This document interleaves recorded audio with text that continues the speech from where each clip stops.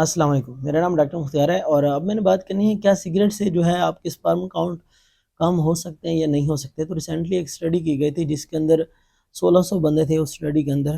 تو ان کو ایگزامن کیا گیا اور ان کی پوری انویسٹیگیشن کی گئی. اس کے بعد رزلٹ میں یہ پتہ چلا ہمیں کہ جو لوگ ہیوی سموکرز تھے ان کے اندر جو سیمن والیوم تھا وہ بھی کم دیکھا گیا، ان کا سپرم کاؤنٹ تھا وہ بھی کم دیکھا گیا، اور جو سپرم کی موٹیلٹی تھی وہ ان کے اندر ہائر دیکھی گئی. تو ان لوگوں کے اندر جو لوگ ہیوی اسموکرز تھے.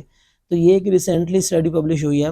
پہلے بھی اس کو اسموکنگ کو رسک فیکٹر کے اندر ایڈ کر دیا گیا تھا انفرٹیلٹی کے، لیکن اب مزید اس اسٹڈی سے اور بھی کنفرم ہو گیا کہ جو اسموکنگ ہے یہ ایک رسک فیکٹر واقعہ ہے، اور حقیقت میں یہ پروو بھی ہو گیا ہے.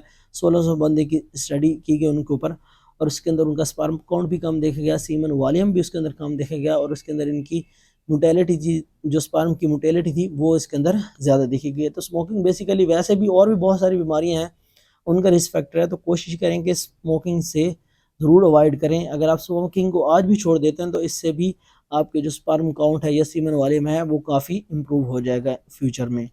اللہ حافظ.